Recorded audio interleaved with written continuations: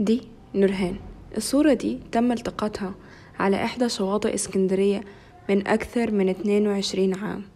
ودي نورهان ذات 23 ربيعا، ودي صورة من الفيجن بورد الخاصة بي. هاخدكم النهاردة في أول رحلة ليا بالقطار بحقق فيها 2 من أهداف السنة. أهلا بيكم في مذكرات اسكندرية 2024.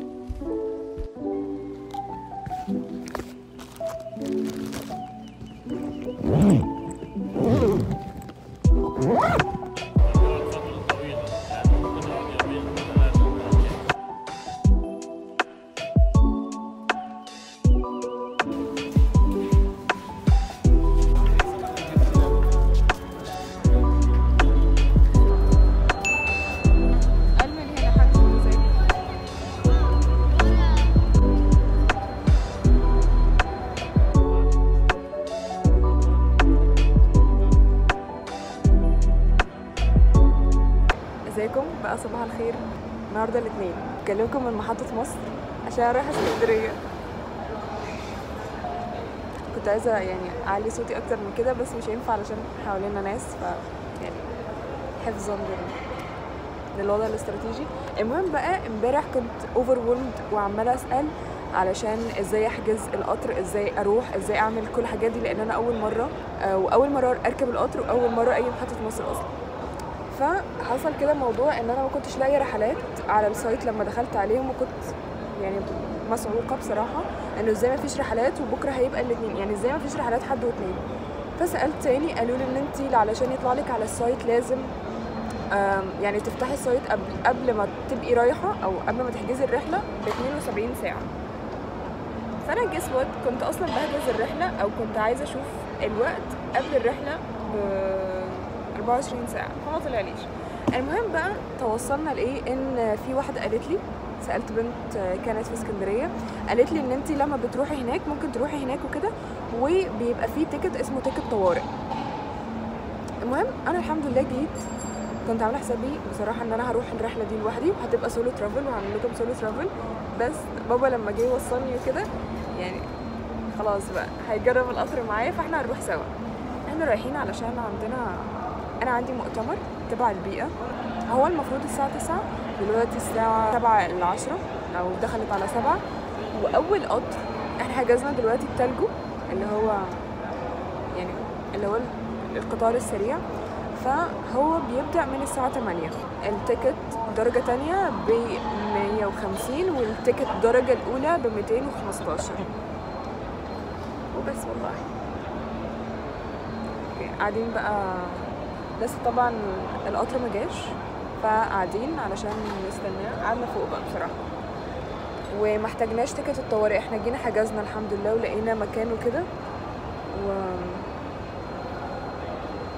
عقبال الرحلات القادمه ان شاء الله. طبعا لان هي كانت اول مره، كنت مقرره في اليوم ده ان انا استمتع بكل لحظه وبكل دقيقه، وان انا اصنع ذكريات لا حصر لها.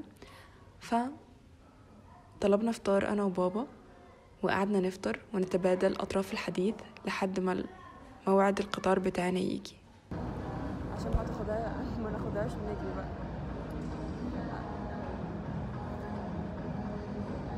المفروض ان في على الاقل خالص، عارفه اللي هو المفروض في شوكه وسكينه، بس مفيش. بس مشكله.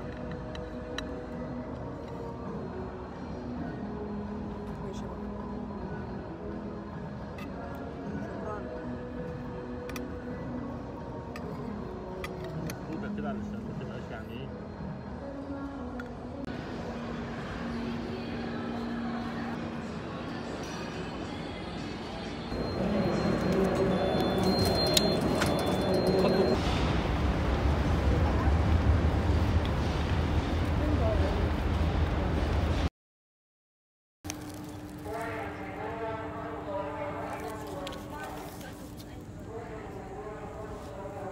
فيديو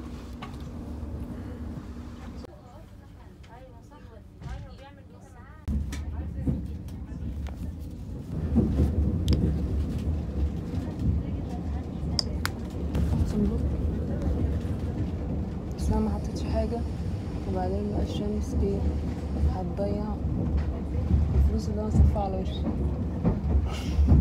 خلي بالك اقعدي هنا نزلي الستارة ما تشوفيش حاجة. نازل الستارة بقى انا جاية هنا عشان تقولي نزل الستارة. عدد كتير مركب كده مكسر ومش عارف ايه بس دي مخازن تعتبر دي محطة رئيسية محطة النهضة دي.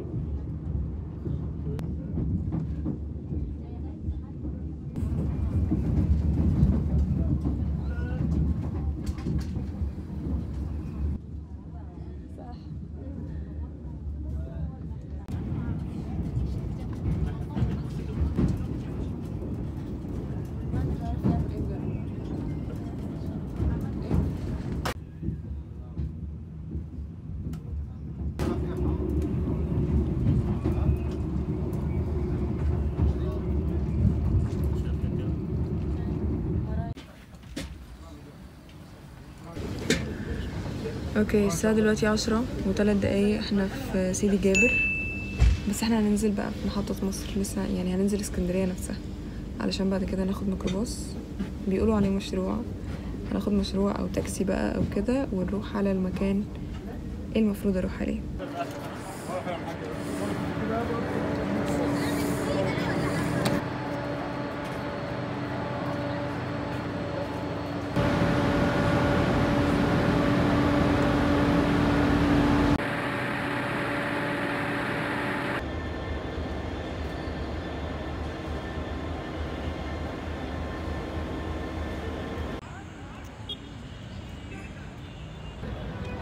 طيب الحمد لله بقى احنا كمان حجزنا التيكت اللي هيرجعنا. احنا بصراحة قلنا ان احنا نجرب بقى القطارات، فاحنا جينا في التالجو وهنرجع في المكيف اللي هو غير التالجو الروسي بقى دي الروسي، بابا بيقول الروسي. هنرجع في الروسي ان شاء الله. هنوريكم مش مشكلة. بس فهنروح بقى نشوف الميكروباصات اللي هتودينا على هو المكان بعد مكتبة الإسكندرية مؤسسة اسمها أنا ليندا.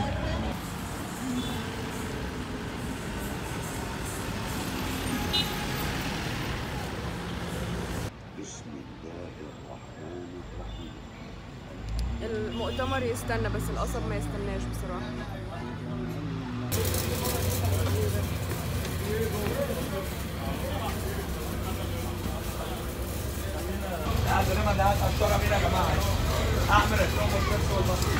بابا نقطة ضعفه الباعة المتجوزة، أقسم بالله.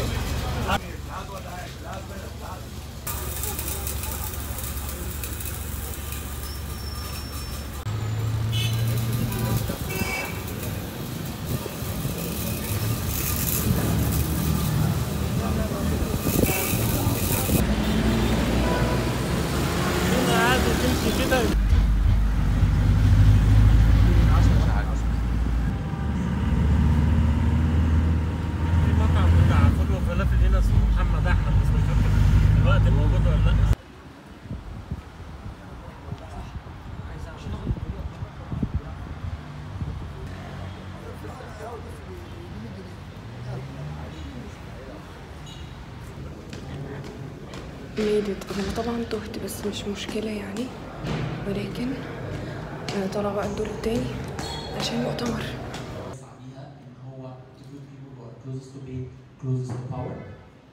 فدي حاجة بالنسبة لي.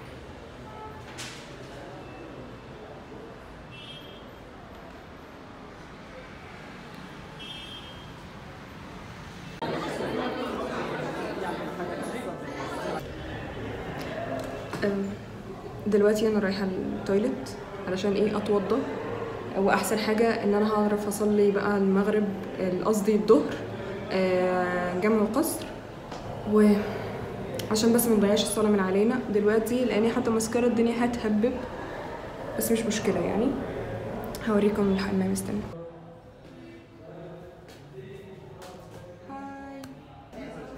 ماشي هات الكارد ده.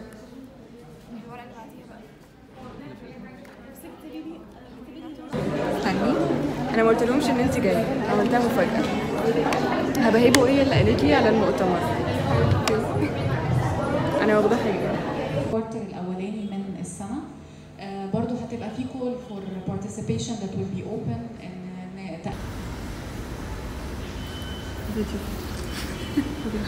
هاي هاي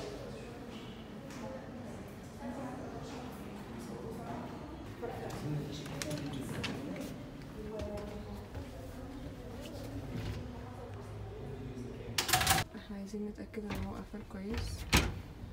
بيتك.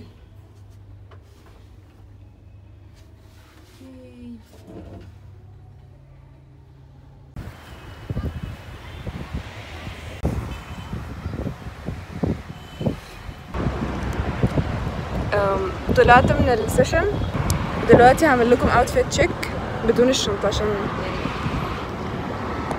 اوكي يلا. اوتفيت تشيك في اسكندرية.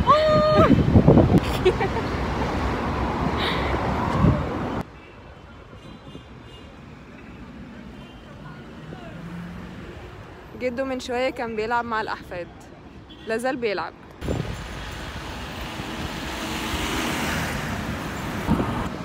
يعني السيتويشن تبقى تدخلي كده وتروح طالعه لفوق شويه تمشي في الشارع كده اهو.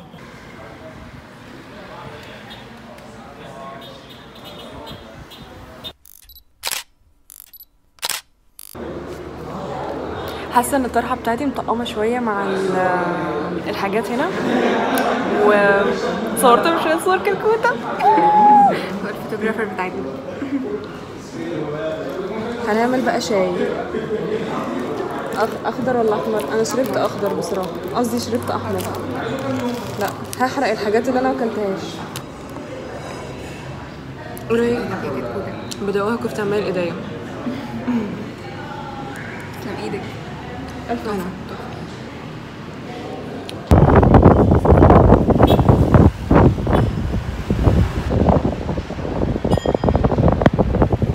رائع رائع رائع رائع.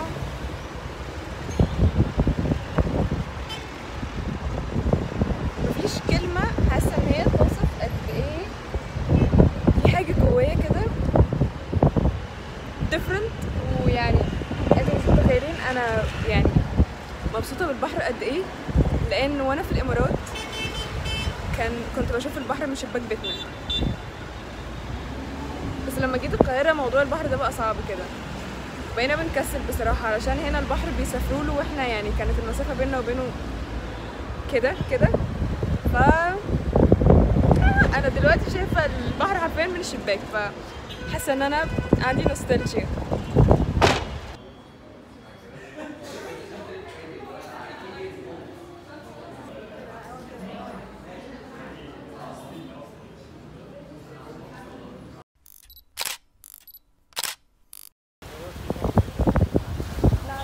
لا انا كنت عايزه اقرب عند البحر.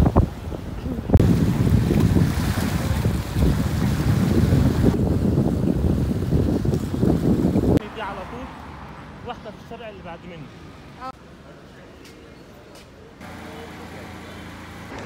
هي طبعا بقى اسكندريه ما تنفعش غير من يعني لازم نجيب هريسه، فعدينا نجيب هريسه، وانا عامله حساب ان هي هتبقى في علبه صفرة، بس الراجل حطها لنا في علبه بيضه. هنروح بقى على محطه مصر عشان نرجع ان شاء الله باذن الله. ايه؟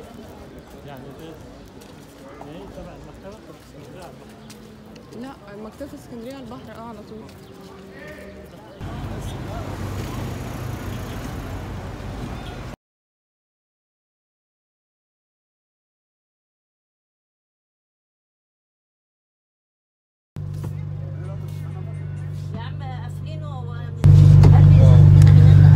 اوكي يا اصدقاء، احنا ركبنا خلاص الحمد لله القطر ده. انا مش عارفه هو اسمه ايه بصراحه. الحاجه الوحيده الحلوه فيه ان كراسيه مريحه، كراسيه اريح من التلج درجه تانية بصراحه. الكرسي ده بيتفرد لورا اكتر، فانا حاسه ان انا قادره اخد راحتي. بابا برضو خد راحته وفرد اكتر، فانا ممكن افرد زيه لو مفيش حد ورانا. بس ومشكلته بقى ان هنا شبابيكه مش كويسه، فخلاص يعني هي كده كده اصلا الدنيا ليل، ومش هصور حاجه، وغالبا هنام لان من الصبح وانا صاحيه. كنت مفتحة بقى وكده علشان ايه اقتنص كل فرصة وكل لحظة واصنع ذكريات. الحمد لله بجد اليوم كان رائع. ان شاء الله يعجبكم الفلوج. لو ما عملتوش سبسكرايب فاعملوا سبسكرايب وما تنسوش اللايك، وهسيب لكم لينك الانستجرام بتاعي تحت في الديسكريبشن بوكس. انا صورت شوية صور كتيرة وريلز، ف wait for me. اشوفكم الفيديو اللي جاي. مع السلامة.